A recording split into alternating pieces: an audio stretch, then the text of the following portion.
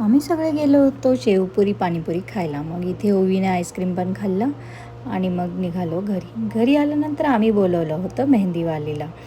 कारण दोघांना खूप बोर झालं होतं. मग म्हटलं मेहंदीवालीलाच बोलू आणि मेहंदी लावून घेऊ. तर ताईची काढून झाली मेहंदी. त्यानंतर मी माझ्या हातावर लावून घेतली.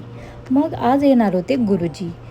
ते सगळी पूजा ना रात्रीच मांडणार होते आणि तुम्हाला आत्ता दाखवते मी किती वाजले होते. रात्रीचे 2 वाजले होते आणि ते गुरुजी सकाळच्या पूजेसाठी सगळी तयारी आत्ताच करत होते.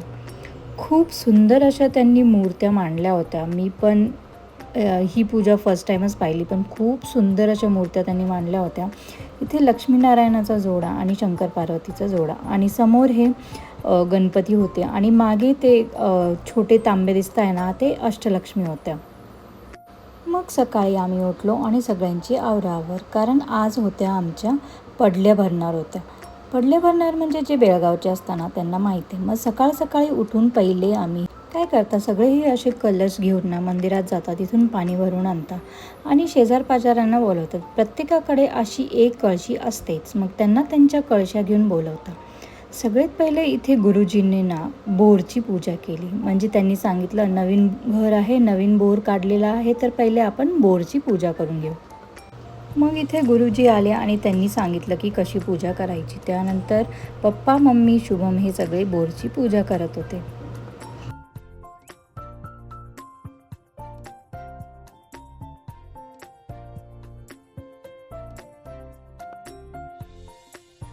बोरची पूजा करून झाल्यावर गुरुजींनी सांगितलं की बोरचं पाणी भरून घ्यावं लागेल थोडंसं. मग आम्ही मोटर चालू केली आणि त्या कळशीत पाणी भरलं. त्यानंतर वाजत लावून सगळे मंदिरात जाणार होते. मग सगळे हळूहळू आले आणि हे वाजवणारे काका हे पुढे पुढे चालत होते. त्यांच्या मागे हे सगळ्या बाया कळशा घेऊन चालत होत्या.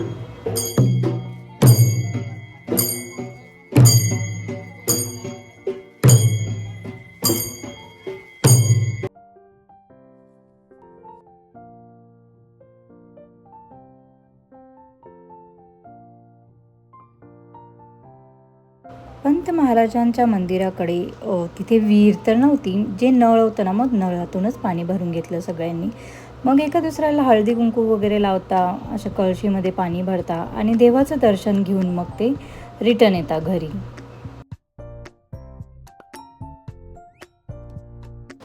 हे आहे पंत महाराजांचं मंदिर. हे असं म्हणतात की दत्तांचे अवतार होते, म्हणून पंत बाळीकुंद्री असं नाव पडलं आहे तिथे. तर सगळे मंदिरात जात होते कळशीत पाणी घेऊन.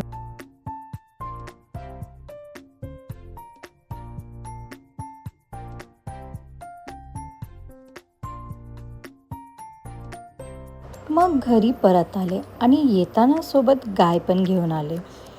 गावाकडे ना गाय प्रत्येकाकडे असतेच आणि नसली तरी शेजारपाजारे असताच आपल्याला मदत करायला. सध्याचा साधा लुक असा आहे माझा, पाहू शकता. फुल लुक थोड्या वेळात दाखवाल.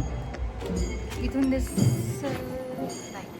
इथून आता सध्या साधाच लुक केला आहे. थोड्या वेळात नंतर बघू, थोडंसं जास्त मेकअप करू, कारण आता खूप घाई होती. मग साधाच लुक केला आहे. आता ते आले मंदिरात जाऊन रिटर्न, मग बघू. इथे मी आणि दीदी म्हटलं थोडेसे पोजेस देऊ आणि वारा खूप होता, केस सगळे इकडे तिकडे होत होते, पण म्हटलं छान दिसतोय तर थोडेसे क्लिप्स घ्यावेच लागतील. तर आत्ता गुरुजींनी सांगितलं की भोपळा भोपळा म्हणता की कोवाळा म्हणता काय माहिती, त्यांनी हे फोडायला सांगितलं. आधी त्याच्यावर कापूर लावला आणि घराची ओवाळून घ्यायला सांगितलं घराला. आणि मग ते मंत्र म्हणत होते, काय काय सांगत होते की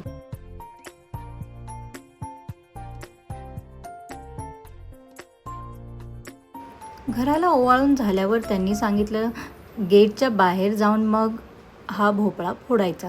तर जोरात पहिल्यांदा पप्पांनी खाली फेकलं तेव्हा तुटला नाही, मग नंतर त्याचे 2-3 तुकडे होऊनच गेले.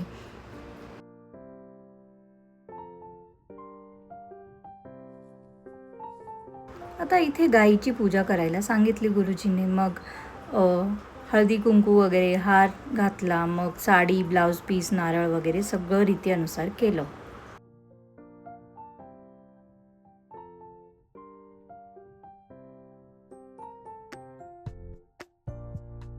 आता इथे गुरुजींनी ना उंबऱ्याची पूजा करून घ्यायला सांगितली. मग ताई ताईनं सांगितलं की पुढे पहिले हळद लावायला सांगितली उंबऱ्यावर आणि त्यानंतर हळदी कुंकू वगैरे वाहून, तांदूळ वाहून आणि फुलं वगैरे, मग ते मंत्र म्हणत होते त्यानुसार पूजा करून घेतली.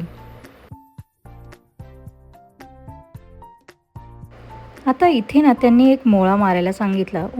उंबऱ्याच्या मधोमध्ये एक मोळा मारला. मग शुभमने तो मोळा मारून दिला. मधोमध्ये फुल पॅक करायचा होता आणि त्यानंतर आता गाईला मध्ये घेऊन जायचं होतं.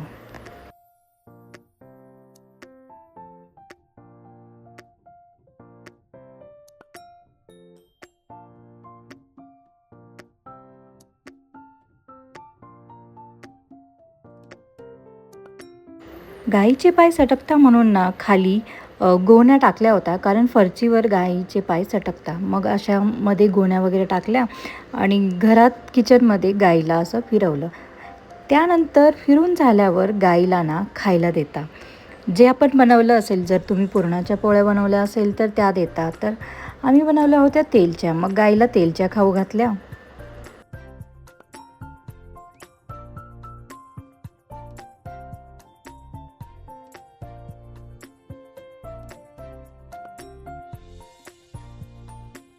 मग ज्या कळशा भरून आणलेल्या होत्या त्यांना एका ठिकाणी ठेवून देता. यानंतर गुरुजींनी सांगितलं आता आपण गॅसची पूजा करून घेऊ, म्हणजे दूध उतू घालू. तर गॅस आधीच लावलेलं होतं आणि दूध बॉटल गावाकडून आणली होतं म्हशीचं, म्हणून मग बॉटलमधून आणलं होतं. त्यानंतर मम्मीने इथे हळदी कुंकू वगैरे लावला. जसं गुरुजी सांगत होते तसं सगळं मम्मी करत होती.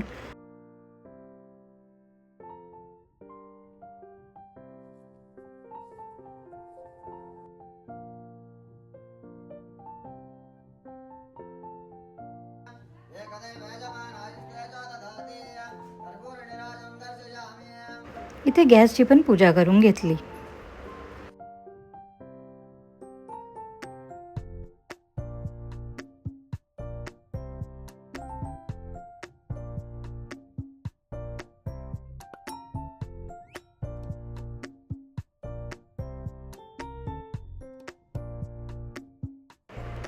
इथे मी पण व्लॉग शूट करत होते आणि शुभम पण, त्यांनी पण आमचा व्हिडिओ काढून घेतला होता. मग मी अशीच ही क्लिपमध्येच टाकून दिली.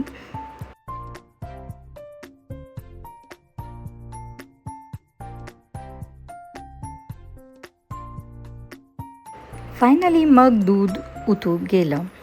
आदल्या दिवशीच दूध उतू घालता, कारण पडल्यांचा स्वयंपाक करायचा असतो आणि तो घरीच करता. बाकीची पूजा आवरली आणि आता इथे मेन पूजा करायला गुरुजींनी मम्मी पप्पांना बसायला सांगितलं.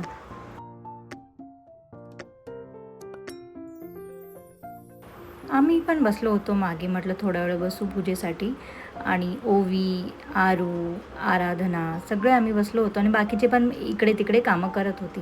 त्यानंतर हे आमचं छोटंसं देवघर, त्यांनी इथे लक्ष्मीच्या मूर्तीला अशी मस्त साडी नेसवली होती. मग सुरू झाली आरती. घरच्या सगळ्यांना त्यांनी बोलवलं आरती करण्यासाठी इथे.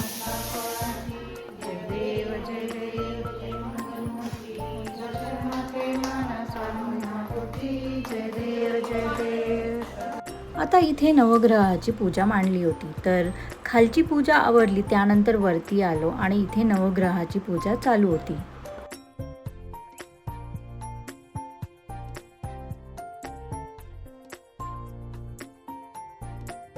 नवग्रहाची पूजा आवरली. त्यांनी आता खाली हवन करायला घेतलं. मग त्याची सगळी सामग्री, साहित्य वगैरे त्यांनी सांगितलं काय कसं ठेवायचं आणि मग पूजा विधी सुरू केली.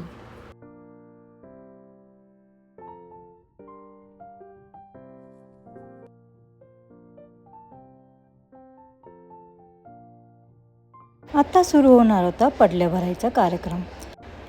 तर ह्यातलं मला एवढं काय नॉलेज नाही आहे, पण तुम्ही बघू शकता.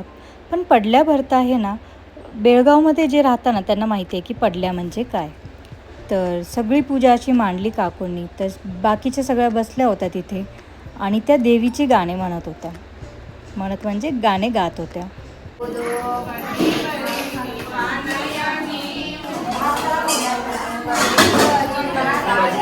देवीला भंडारा लावला जाता, म्हणून सगळ्यांच्या माथ्यावर असा भंडारा लावून देता.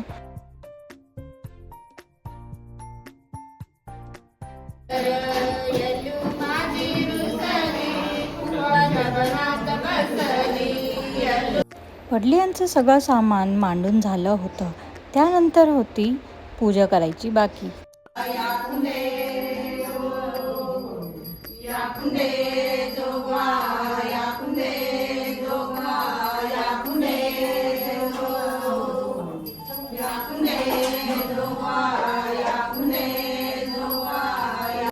पूजा झाली आणि सगळ्यांना जेवायला वाढलं. जेवणात होतं खीर, तेलची, वांग बटाट्याची भाजी, वेफर्स आणि वरण भात.